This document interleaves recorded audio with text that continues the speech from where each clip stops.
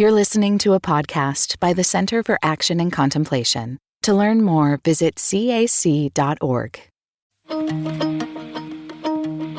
Did you ever see that video by Charles and Ray Eames? It's called the 10 times or 10 by 10. 10 to the power of 10. That's what it's called. 10 to the power of 10 video. It's this art video in which they are starting with this couple in Central Park on a blanket, zoomed into where they're sitting, and then it zooms out by the power of 10 and by the power of 10 and by the power of 10, and it keeps zooming out and zooming out and zooming out until then you're actually like seeing, first the state, then the country, then the world, then you're pulling out and you're in planets and you're seeing the whole cosmos. For some reason, this episode reminds me of that video because it's all about having a bigger perspective on time than what we're used to. Like not being so caught up in just what's happening this day in the 24-hour news cycle, but like scaling back to look at a much, much broader sample. Right. And I talk about this in the episode, but I was recently in Spain and I found myself privileged enough to be in a millennium olive grove where I got to sit with trees that were 2,000 years old. And, there's something about sitting by or being next to trees that are of this age or older that it really puts your small life in perspective. And it makes you consider the facts that our actions have a longer impact than what we see. And therefore, our motivation and our orientation when we think about our activism or social justice needs to kind of have that long-term view. We may not be the ones to reap the fruits of what we sow. And in fact, having that kind of orientation may be the right approach to how we act in this world. Yeah, it reminds me of, looking up at the night sky. Yeah, I'm realizing that it's this light from the past that's reaching me here in the now with my kids. And that to me is just so inspiring, and it changes my concept of relational time. Right. Without getting too sciencey about it, it is interesting that we have such a sequential view of time when in reality science is telling us that space-time is stretchy and it is really relative. And so in the conversation, we explore the ways in which the mystics maybe had this intuition about deep time, in that they talk about the eternality of time, and that contemplation helps us touch into that, right? That kind of deep relationship to time, and maybe helps us live from a different orientation than our own desired outcomes and the timelines that we want them, but rather to trust in the slow arc of evolution as an expression of Christ moving in and manifesting in this world. And I think when we take that deep time approach, we're able to hold on to those values that are more eternal and orient ourselves with those values kind of being that guiding light. We're less tethered to the outcome of the present. We're less tethered to like what we think should happen when we take that deep time approach as Christ unfolding throughout all of time. Yeah, without it being something that you're just like checking out and not like participating anymore, because that certainly isn't it either. So I really appreciate the tension of this. I hope you all do too, as we explore the universal Christ in action in deep time. So Richard, today we want to talk about deep time and how the universal Christ is always present and always a part of the evolutionary trajectory of our experience here. So can you expound on the term deep time? I don't think it's something that is in everyone's lexicon. What do we mean by when we say deep time? Well, let me say I'm not sure that I'm the best one to define it, and it is used in different ways, but the best way I can come at it is the recognition that the Greeks found it necessary to have two words for time. Chronos was time as duration, sequential time, 10, 10:30, 11, 12.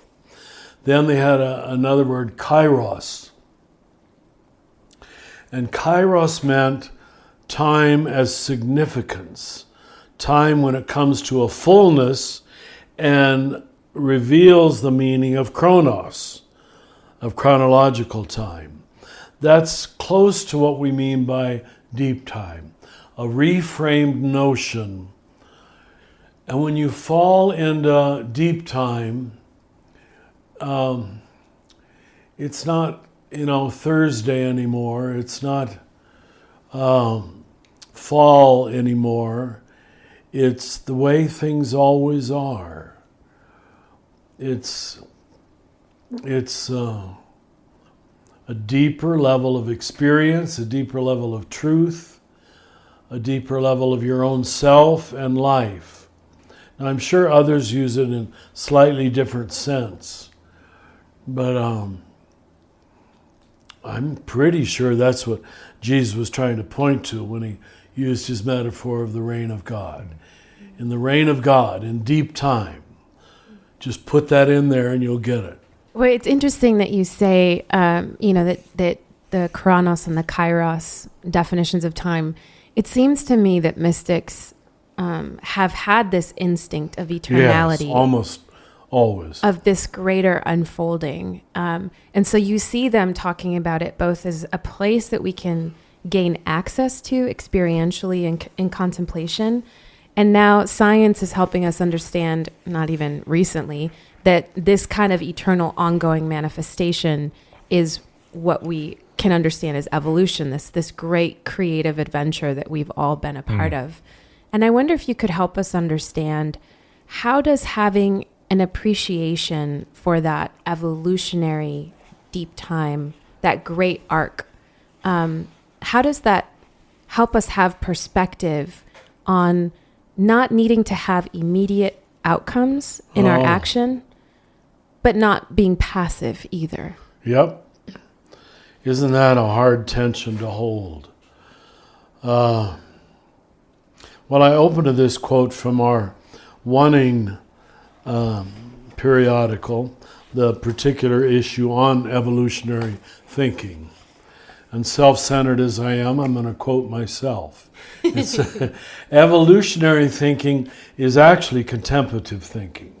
Because, and here's the reason it is, because it leaves the full field of the future in God's hands and not controlled by my performance, my contribution, and agrees to humbly hold the present with what it only tentatively knows for sure. That's faith. It's the heart of the matter, that I don't have to have a totally predictable outcome. I know that's very hard to live there, especially if you're working on any kind of assembly line, which most businesses are, in effect. I've got to do this so she can do that, and so forth. And that's kindness, to be your part of the whole chain. But we've got to know the Christianity that was handed to almost all of us wasn't that way. It was a very static notion of time, and therefore transactional. You just had to know the right buttons to push, and this achieved the right. You didn't have to be a part of an organic movement in your own soul, in the soul of your marriage, your community, anything. It's a different mind, really. So contemplative mind is not just a evolutionary mind, but I think it's I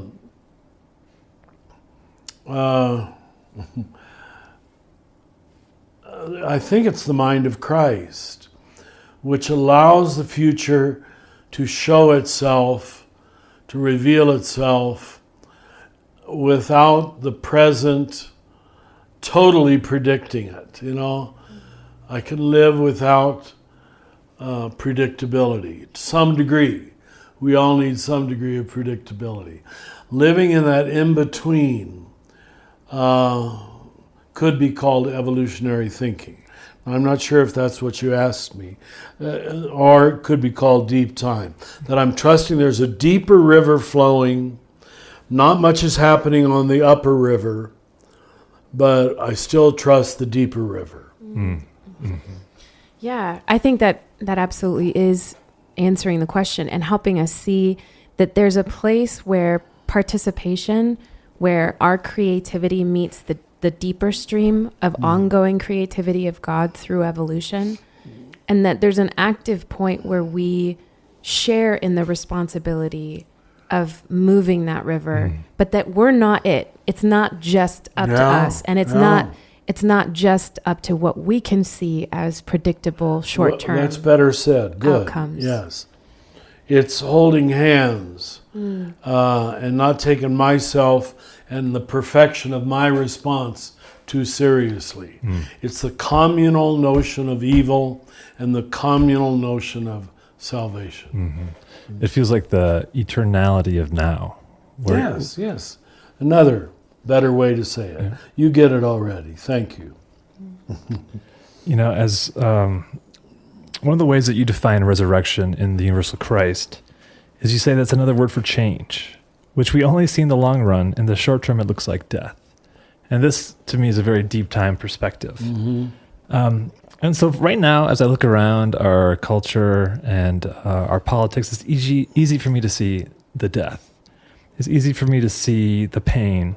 And I haven't quite lived into that space of that eternality of now, of that bearing witness and the hope of the resurrection.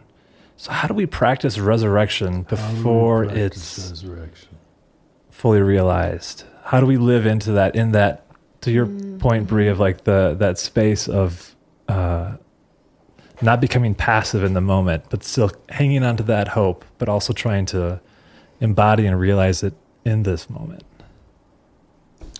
Well, first, it's almost impossible to do unless someone assures you it's true, because your cynical voices will win out. I had a woman come to me recently and she said she was an atheist.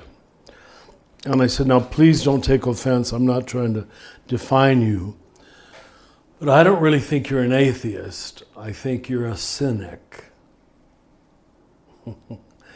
And I think she got it. If you give in to the cynical voices mistrust the authenticity of everything. It's not. You mistrust the motivations of other people, which is, the face you turn toward the self is the face you turn toward the world. And what I hope I was able to help her do was recognize she was very cynical about herself. And this utter cynicism about her own motivations, her own intentions. When nothing means nothing, and you're just grabbing at another reason for doing it because it looks good, it makes me rich, it will get me sex or whatever. It's not far until you're cynical about all of reality, because that's the face you turn toward the self.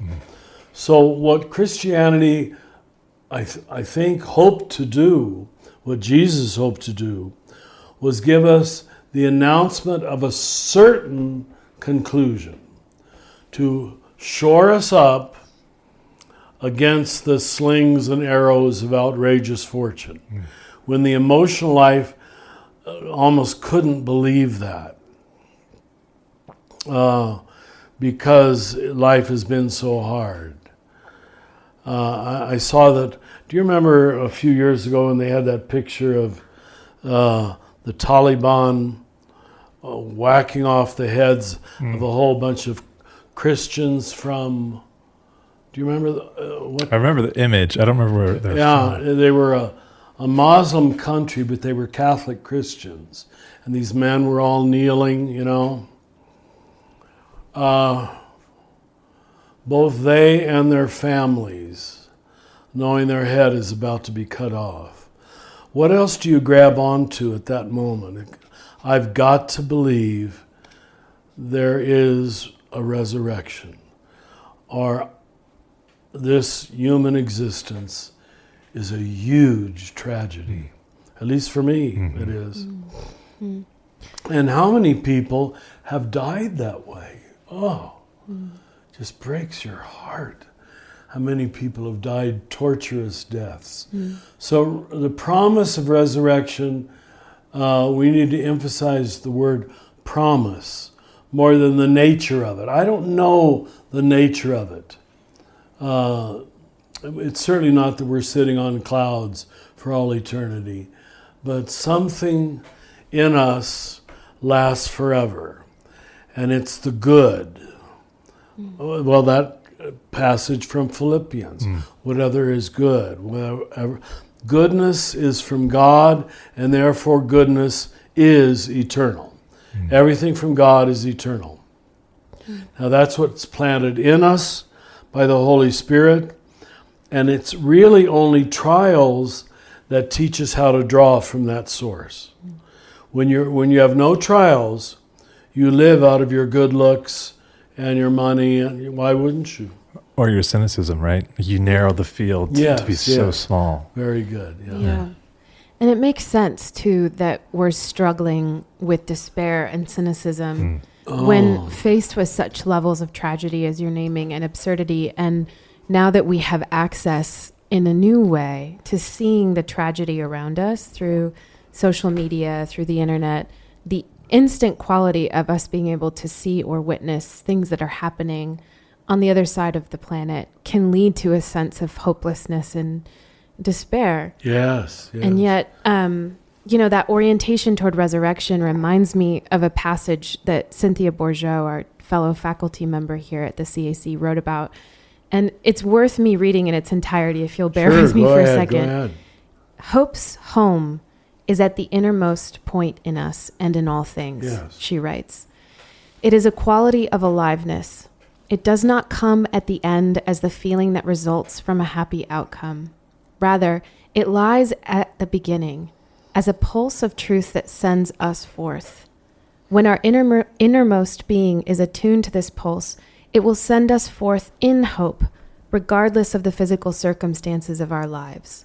Hope fills us with the strength to stay present, to abide in the flow of mercy no matter what outer storms assail us.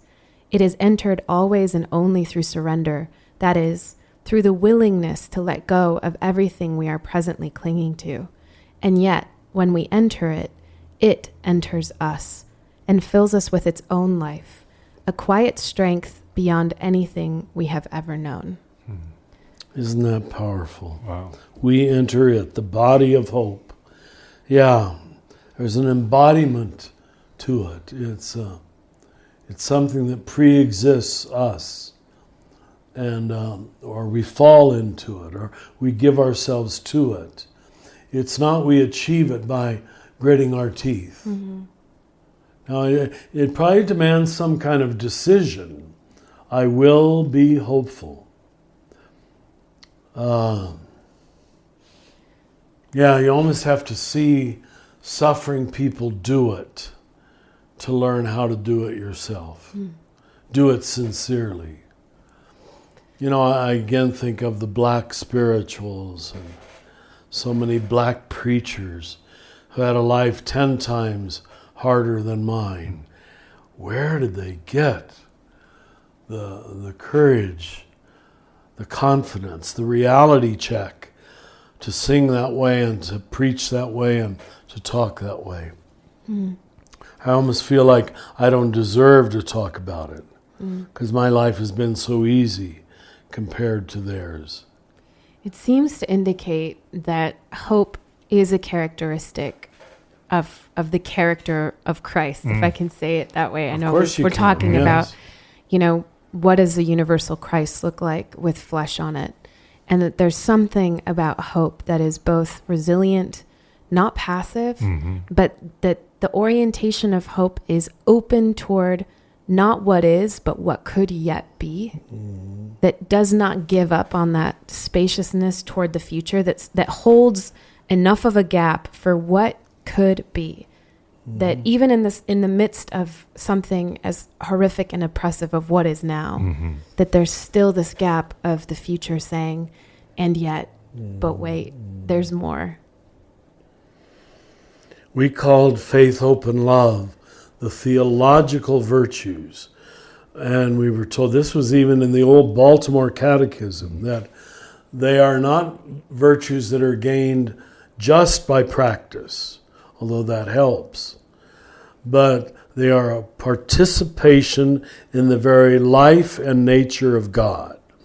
God is hope, God is love, God is faith. And when we live in God, we find ourselves being that way. Isn't that magnificent? Mm-hmm. No. I think you find that too in folks where somewhere they're at the end of their tether in the midst of destruction, and yet there's that seed of hope within them, and you can it almost, as Cynthia said, it pulsates in a way where people gather around that. I think about what can happen after an earthquake or a traumatic event, where people gather almost in a spirit of hope and to say that we will move forward, we will work together, we will try again, and it's that stepping on the gas, hoping to make it to that gas station, even though you're on E or whatever it looks like. It's that inching forward at times, because hopefully you'll get to a sprint or a run eventually. But the best you can do right now is that little small movement with and towards hope. Well, and it also seems to indicate a level of humility that recognizes we're not in this alone. Yes. Again, how much rationality has flattened our reality to dismiss the great cloud of witnesses, or what some have described as the conscious circle, the body of Christ of those who have gone beyond, that we're still connected to, the ancestors or angels, or and I wonder, Richard, if you would talk about that. Why do you think that we have lost touch with what is on the other veil, or what is beyond the veil of this life, and how that might play a role in animating our hope of recognizing that, we're not just doing this alone. There are spirits, presences in the body of Christ, even from those we've lost, that are participating with us. What we used to call the communion of saints. Yeah. But even that phrase was the last phrase added to the Apostles' Creed centuries later, almost as if it took us a while to recognize this communal nature. I'm going to get back to my overly drumming on the issue of individualism. The individual can't engender a lot of hope when he's suffering a lot and alone. There isn't the willpower in most people. There are those heroic people that seem to be able to rise to the occasion. But when you're beaten down and there's no one to love you, to believe in you, to hope in you, or for you, it's pretty hard to sustain it alone. So it's a commonly shared, I don't want to say emotion, because it can't depend upon emotion. It's being held more than a holding on. I know this must sound like gobbledygook to some people, but I ask you to be with it a bit, trust it a bit, especially in the times when you're not inclined to do so. And then you fake it till you make it. You find yourself being there. It's invariably a choice, a decision. I will live in hope. And eventually you do live in hope. I don't know why that's true. What's the passage of the centurion that says, "Lord, I believe, help my unbelief"? Help my unbelief, yeah. Wow. I think that is also applicable It's to a hope. lovely, yes. I do believe, at least a little bit, but I'm recognizing my unbelief too, yeah. Yeah, that never stops being your prayer.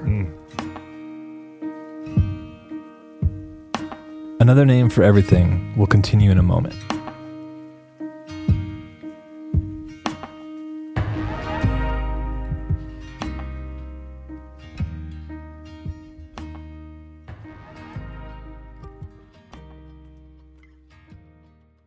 Many of us feel increasing anger at injustice, violence, and indifference in our world today. Join us March 14th for What Do I Do With My Anger? An online gathering featuring Richard Rohr and Brian McLaren. Learn ways of transforming anger into loving action, inspired by Father Richard's new book, The Tears of Things. Register today at cac.org/anger. That's cac.org/anger. What does it mean to embody salt and light? In 2025, Richard Rohr's daily meditations turn to Jesus' timeless metaphor for reflecting love into the world. Amid this season of uncertainty, join us in living with trust, being salt and light. For 18 years, the daily meditations have inspired thousands of readers like you. Subscribe today at cac.org/saltlight2025. That's cac.org/saltlight2025.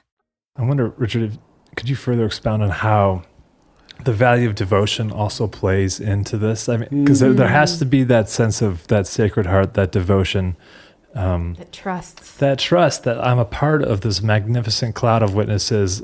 I'm just on this side of the veil who's trying to participate in this limited linear time that I'm here, but there's this depth dimension that is the eternal now, and I'm participating in that. How does devotion help kind of orientate and guide us in relationship to deep time? You know, I can always only speak what just slipped into my mind. I remember when I was still back in Cincinnati, and somebody from some newspaper came to interview me, and I was living in a common household at that time of women and children and families, and everybody else was off at work.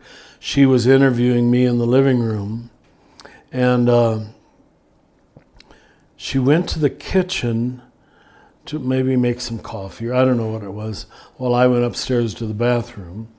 And I came down, there was a swinging door to the kitchen, and there was this very, well-educated academic lady on her knees in front of the stove. She thought she was alone, and I had just begun to open the door, and I just was shocked at the beauty of her face and her folded hands and her bowed head.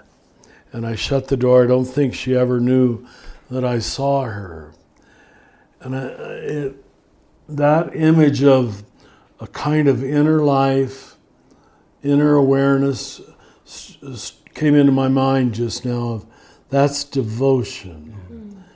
This woman clearly knew how to access something beyond. I don't know if we had talked about something especially inspiring or what it was, but she came out very fresh and alive, and we continued the interview.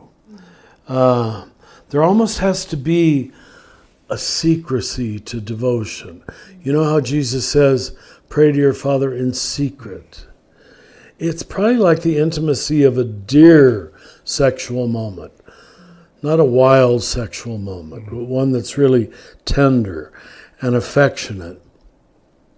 When you find yourself relating to God that way, and receiving God that way, tender and affectionate and personal, almost hoping nobody sees, because you know they'll think you're naive, or not well educated, or what was that?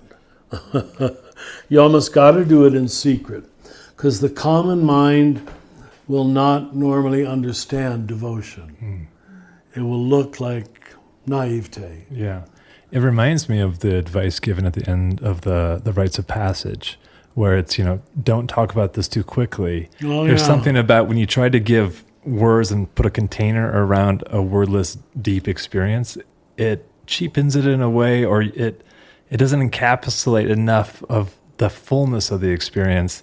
And then all of a sudden, it's what you're putting out to the world is a watered-down version of that inner experience. Yeah. Thank you. Yeah. How do we orient toward that level of devotion without flattening it into the trite belief of, well, it's in God's hands and, you know, he's in control. Because then I think that puts us in a much more passive, like hands up, like, oh, well, there's nothing I can do about this environmental crisis, or there's nothing I need to do in this political thing because God knows the outcome already and I can just trust God. So how do we not flatten it to that level and yet maintain that devotion? What's the distinction there for you, Richard? I'm not sure that I know. I should know the answer to that. Why should I? I pretend that I know sometimes when I don't. But that's that fake it till you make it. I've got to hand people that's a starting point. So we don't want to belittle it or make fun of it. It's all in God's hands. I'd almost want to say to that person, if I were their spiritual director, be careful what you just said, because life is going to now make you really live that. It like takes us out of a participation in the ongoing incarnation in a way to say, which is the mystic who said, I can't believe I'm blanking on this, who said, you are God's, Teresa, right? Who said, you are Christ's hands. You are Christ. Teresa. You are the body of Christ. So if there are needs in the world and you're expecting them to be met somehow passively, it does kind of put us in that we are participating in this ongoing manifestation. But I appreciate that you're not just dismissing that perspective, Richard, because I almost want to, because it was what I grew up with. Yes, it's what I grew up with too. I think about my kids as very much what they need right now to feel secure and safe, as they need to have an idea that, like, okay, God's kind of holding the world, or like that Madonna from Montserrat that I visited, where she was holding the Christ in the world, you know, in her hands. And there is something about that image that we need to rest in without completely falling asleep to our own role and post. Because our world is so absurd, right? That we've been talking about, like, to have something that holds you, if we are in God's hands, like that could help hold in that container, right? At times when the reality of life, that absurdity is just piercing your reality and your experience, that you can't believe that. And you have to set that aside for a while because your lived experience is in conflict with that. But at the same time, to hold that in hope that we are still yet all in God's hand in that bigger picture. That is the wrestling of my day-to-day with my kids, I feel like. In the world that I feel like we're passing on to them, there's just so much absurdity. You know, I've looked around at crowds, maybe in a big city, walking down a street and thinking, of course, naturally, well, these are all pagan, secular, unbelieving people, which is terribly arrogant of me, you know, going about their work, making filthy lucre. And I know. If we can turn that around, which on occasion I've been able to do, it doesn't matter if they're consciously holding on to God. God is consciously holding on to them. That's easier to believe. It doesn't matter that they don't fully know it yet. They're still a part of the cycle of hope, of life and death. And it makes them holy. And if God, the one who knows all things, can hold on to you, even while you're chasing filthy lucre on Fifth Avenue, who am I to say you're not worth being held on to? It really keeps me from my one judgmentalism. Because I know most of my life I ran down streets with my temporary goals guiding me, not thinking about God very much, really. Well, Richard, recently I was in an olive grove in Spain that had millennium olive trees. And these are old olive trees that have been there for thousands of years. And I got to sit with one of the oldest olive trees that they had in that grove, a 2,000-year-old grandmother olive tree. And as I was sitting by this tree trying to take in just the breadth of time of this being and just to sit and listen in her presence, I had this sense of deep grief over the ways that our short-sightedness has created such a damaging urgency of short outcomes that have yielded really, really damaging long-term outcomes for our environment. And Paul actually introduced me to this poem by Wendell Berry, the Manifesto, the Mad Farmer Liberation Front. And I'd like to just read this opening stanza. I know, isn't it good? No. Ask the questions that have no answers. Invest in the millennium. Plant sequoias. Say that your main crop is the forest that you did not plant, that you will not live to harvest. Say that the leaves are harvested when they have rotted into the mold. Call that prophet. Prophecy such returns. Put your faith in the 2-inch of humus that will build under the trees every 1,000 years. And that opening imagery of this, and I encourage those of you who are listening to read the full poem, but this imagery is so powerful for me in the ways that it orients us toward deep time. So Richard, I'm wondering how you hold the tension of urgent needs of our world that are asking for our real and present action as you consider this orientation to Christ's redemptive hummus of deep time.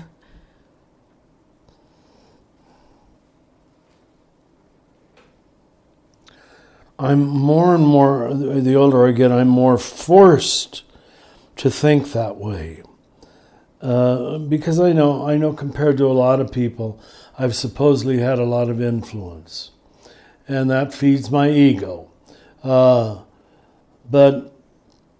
I still know that I'm going to pass in a few years and have to let go of my life and my, heritage. That's not the word I wanted. What is legacy or the... Legacy, that's the word. Like everybody else has to do. I just have to take satisfaction in the present moment, doing it truthfully, which means to do it lovingly. And almost the more trivial it is, the greater the love feels, that it isn't affecting any life, like maybe some of my books have. There I can take a great deal of pride, and I mean pride in the good and the bad sense. But I still long to do something purely for love, and I don't know that I have yet. Purely, 100%. The only way you can get close to it is if nobody knows and you can't take satisfaction in it because it is so trivial. And you know the infusion of love capacity came from another source and you were just the conduit. Is that an answer to what? Rhea, don't say it is if it isn't. No, I'm wondering, Richard, with that, do you feel like an action out of pure love, however small, that you would almost even be conscious of it? Because if it was just love, would you be so removed from the outcome and the desire to know the outcome? You'd be observing it. Yeah. That would be the subject-object split. It wouldn't be pure participation. Yeah. Very good. Very well said. Yeah.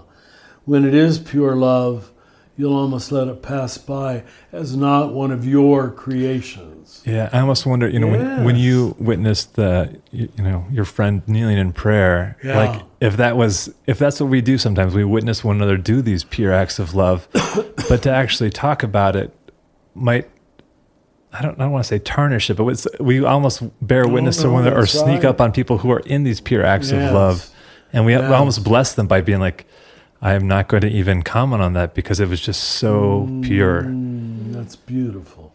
You got it. It also makes me think that, the truest acts of creativity when you are in them fully and you're not in the subject-object split, you're also in that deep eternal time. And there must be a connection there between contemplation and that act to be able to say, in the truest moments of that creative flow, it's touching on that kairos time. It's all the flow of subjectivity through you, in spite of you, with you, in you, as you. Use every preposition you want. And that defeats the ego utterly when you know it wasn't self-generated. So all you can say, didn't one of you mention this yesterday, is thank you. And you're not even sure who you're saying the thank you to. Is it to you? Is it to God? Is it to the free-flowing moment? It doesn't matter. It's out there in the universe now. An utterly gratuitous thank you. And to me, I wonder about, that, just those two words, plant sequoias. Isn't that good? You never see a sequoia come to its full growth in your own lifetime if you're the planter. And it makes you think about that too, Richard. Whether it's you or any one of us, the work that we're doing now, the impacts it's going to have generations down the road, it's beyond our conception of seeing that work come to its full fruition. Yeah. So, Richard, as we wrap up this conversation on the universal Christ and action in deep time, can you recall a moment in the recent days where you were in that kairos creative flow, where your heart was opened and you felt yourself channeling into something that you were maybe participating in that you may not see the outcome of?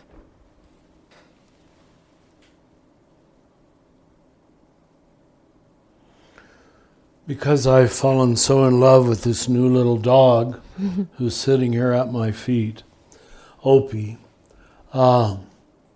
he's giving me a lot of such moments, as your children must do you, that he comes and while I'm still, I'm sure your kids do this. While you're still asleep, they come and bother you. And, No, that's never happened, Richard. I get perfect sleep. Well, he does it. He comes licking on my nose, and or my lips. He's a kisser. I've never seen a dog who's such a kisser. What a way to start the flow. Since I've had him these 3 months. It's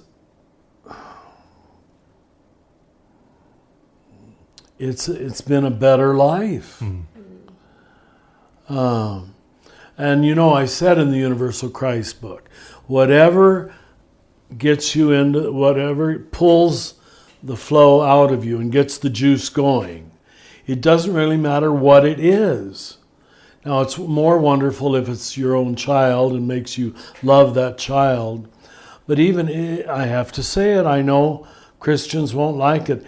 Even if it's a piece of art or a piece of music, that is Christ for you. That is the everything that puts you in the flow. And I believe a scientist who's looking at his research or his archaeological study, which gets him all excited about humanity, the future, because of the past. I believe his papers in front of him are, at that moment, Christ for him. And I just have seen those of us who are Christian think it has to have the title Jesus written on it to start the flow. And so often they're not in the flow. Lately it's been this little one.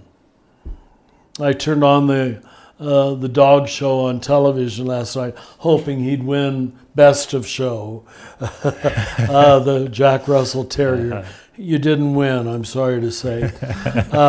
Sorry, Opie. But it was on a new level delightful to me. I didn't watch the whole thing, but how much a certain set of people love dogs. Their whole life is going from dog show to dog show. Now maybe I wish they'd go to human show to human show, but if that's what gets their juice flowing, started, God's going to use anything. God's going to use everything that keeps you in the caring, believing mode of passion. Kids use this phrase so much today. What are you passionate about? It's almost overused, but it isn't. It's right. What are you passionate about? And I suspect, I have to say, even if it's filthy lucre, I'm doing a radio show tomorrow in Santa Fe on filthy lucre, on the, on the spirituality of money. And with a man who really believes there has to be a good meaning to capitalism. And I know he's right. Right. There is a good meaning to capitalism. And let's agree upon that instead of dualistically saying it's all filthy lucre. A lot of people are living much more humane lives because of capitalism. I read a book when I was a deacon here in 1969 by Joseph Pieper, Leisure, the Basis of Culture. It's still, did you read it in college? I've heard you reference it and unpack it before, I think it's still in print. Now, leisure sounds like something terrible. But if, Only to you, as a one on the Enneagram, a one, and German background would For say me, it's that. my whole lifestyle. If there isn't a certain degree of leisure, most of the beauty of the world could never have been created. Most of the medical breakthroughs, most of the, So that there's enough, I'm trying to use another word than money. There's enough capital, there it is. There's enough capital to allow me to have some time off from the survival mode. And this should make us care for people who have to live their whole day at the survival mode. They can't paint Mona Lisa because they have to feed their children. That's some of the evil of it, Right. that there's no time to do what you and I have time for. Now, I know that can be abused, but it doesn't have to be. It can be used instead of abused. Thank you. Thanks. I appreciate the way you're talking about what puts us in the flow. And I think another frame for that for me is the delight that we've been talking about and the role of delight, even as you're bringing up leisure. But Teilhard de Chardin said something along the lines of the role of religion is to animate this zest for life, this zest, that energy is critical and crucial to evolution and to becoming the body of Christ in this world. And I appreciate, Richard, how you're inviting us to pay attention to where that zest, where that delight is that starts that flow of creativity and love in our lives. Thank you. Amen. Yeah. I'm seeing research scientists often representing that today. Give 20 years of their life to one amoeba or something. I'm just pulling at an example, but that's flow. That's caring about humanity. Yeah. Well, should we look at some listener questions? Let's do it. Hi, Father Rohr, Brie, and Paul. I hope you're all doing well. Thank you all for what you do. Really appreciate it. My name is Barron. I'm from Oklahoma City, and I'm calling today for advice on finding or connecting to Christ in solitude. So I'm working in Nebraska in a fairly isolated town on an isolated project and will be for the next 5 months. And with the obvious social strains that I have in comparison to my normal life, I was hoping for,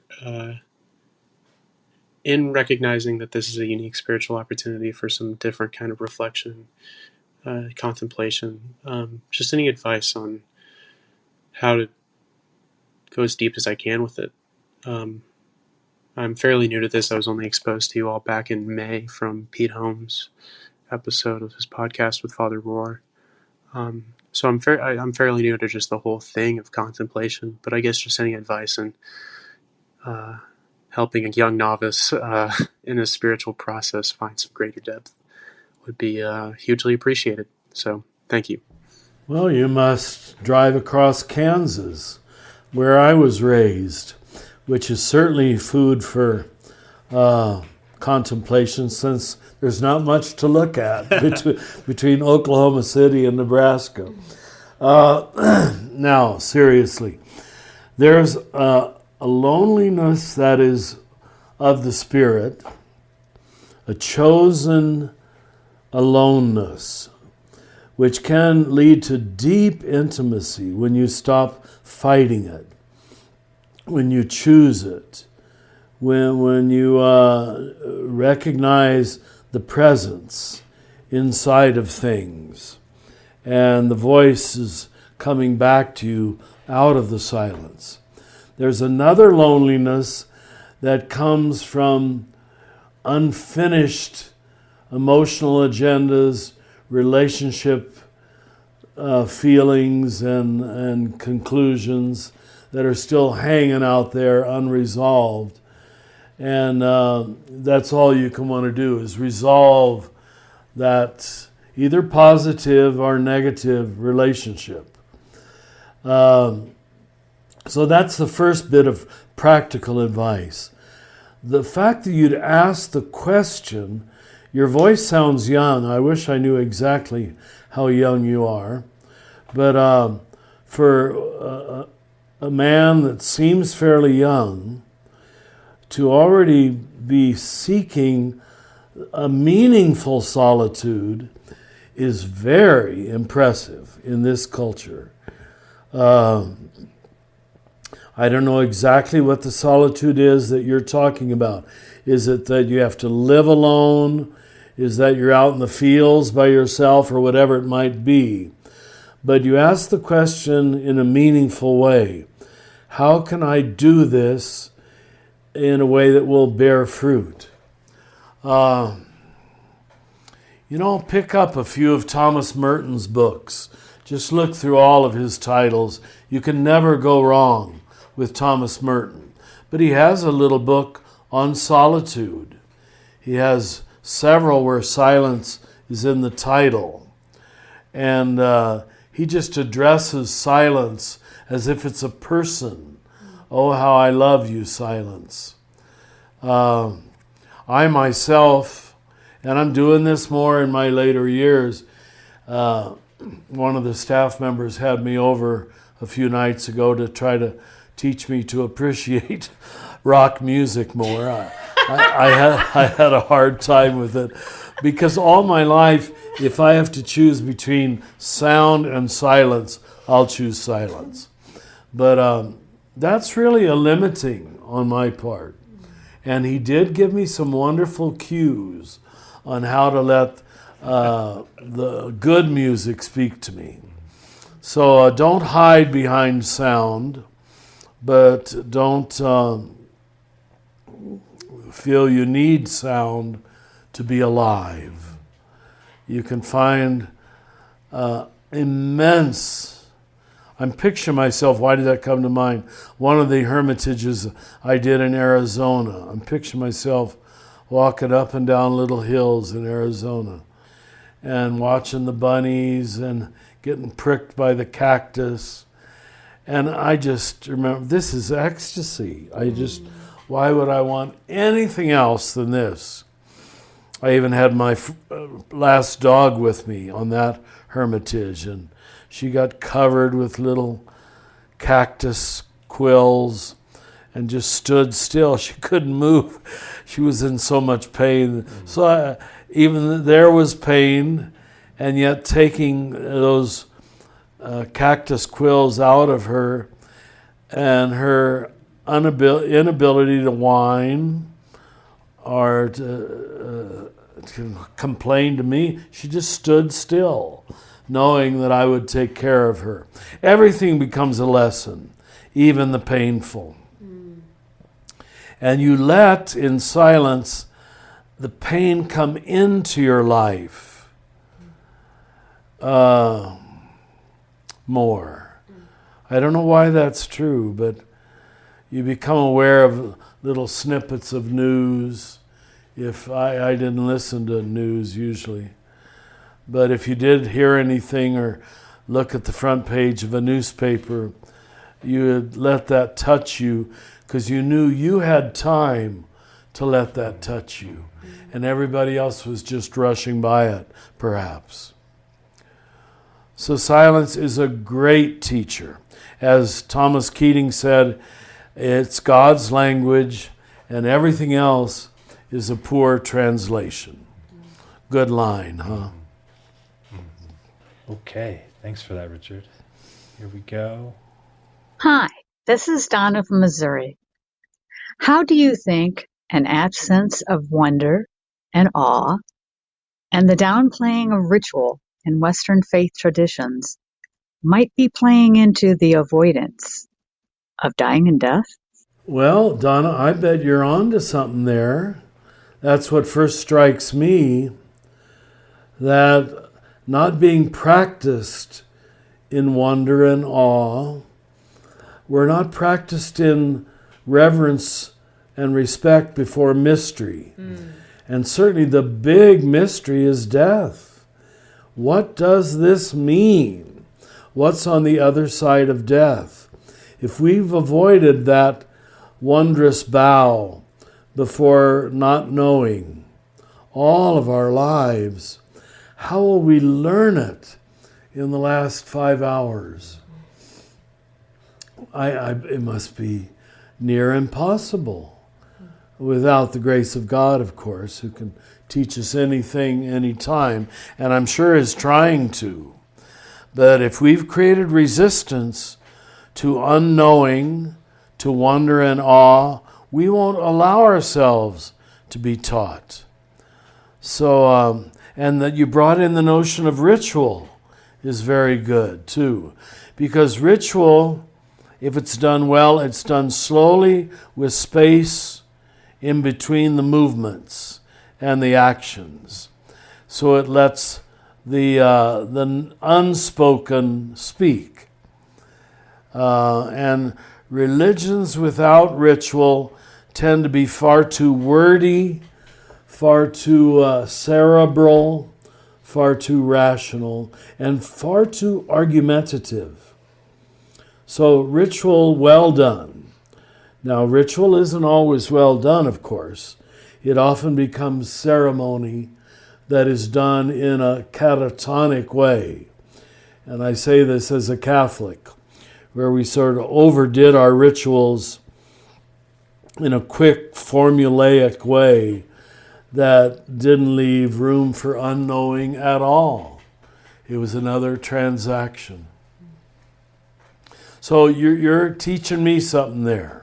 Thank you, Donna. And Richard, do you have any thoughts about how that connects to our fear of death and dying? Or fear. I didn't hear her say that. Sorry. She kind of tagged it at the end. No. How does maybe I'm reframing it wrong, No, but that's how does good. the awe and wonder, not having rituals that help us get into that space, play into our fear of what lies beyond the fold, or the veil, I should say? If we don't train ourselves in waiting and hoping and believing, now I want you to understand all three of those words in broad ways. I think we're going to be afraid of most things. If we get too used to early resolution, easy resolution, rushing to judgment, rushing to closure. And I'm still doing this at my age. I talk about it better than I do it.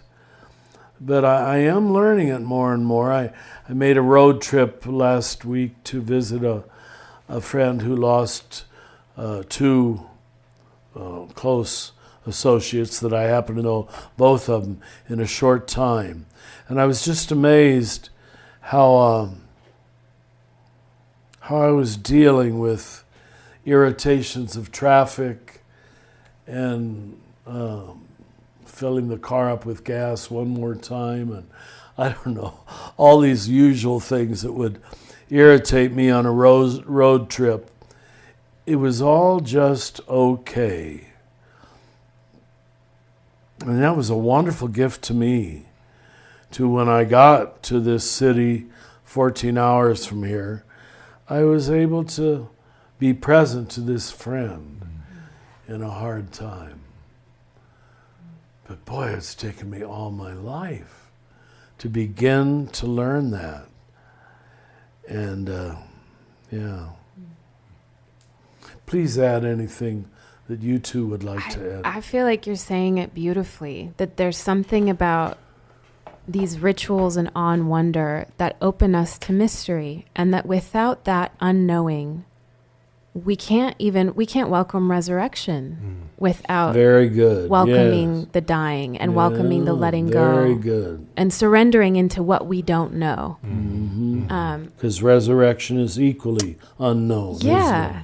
Yes. Yeah, yes. and I know I keep bringing her up. I'm kind of on a Beatrice Brutteau rant right now, but in one of her books, The Psychic Grid, she says that we have equated certainty with helplessness. In other words, we feel most certain as human beings when somebody tells us how things are. We like authority figures to tell us this is what's going to happen and this is what it's going to be like. I see the point. And her point is that as a creative community invited to participate in God with God, we have to move out of our addiction to certainty. And I think culturally, we've become so obsessed with empirical, factual knowing, the way of knowing of academia or scientific thought, that makes everything into something that can be rationalized. That we've lost myth. We've lost the rituals that open us up to wonder and something that is greater than ourselves. So I both love the question and I love how you're answering it, Richard. Thank you. I wonder if it's a combination of certainty with authority. When an important person tells me this, I'm freed of my anxiety. That's I'm it. Yeah. And it ends up being more authority than certainty. It's just a smart person, an older person, a person with the title. They're allowed to take away my anxiety. And religion does the same thing. Tell me. Right. It's like, I'm a Catholic. I like that maxim of strong opinions held loosely. Where it's like you could have strong opinions, but you're not so attached. Yeah, that certainty doesn't blind you. Yes. Held loosely. Very good. And that's it for today's episode of Another Name for Everything with Richard Rohr. This podcast is produced by the Center for Action and Contemplation, thanks to the generosity of our donors. the beautiful music you're listening to was brought to you by Will Reagan. If you're enjoying this podcast, consider rating it, writing a review, or sharing it with a friend to help create a bigger and more inclusive community. To learn more about Father Richard and to receive his free daily meditations in your electronic mailbox, visit cac.org. To learn more about the themes of the Universal Christ, visit universalchrist.org. From the high desert of New Mexico, we wish you peace and every good. Do you feel called to walk a more contemplative path? The Center for Action and Contemplation is an educational nonprofit supporting the journey of inner transformation. Our programs and resources will help grow your consciousness, deepen your prayer practice, and strengthen your compassionate engagement with the world. Learn more about our resources, such as publications, podcasts, email series, and events at www.cac.org.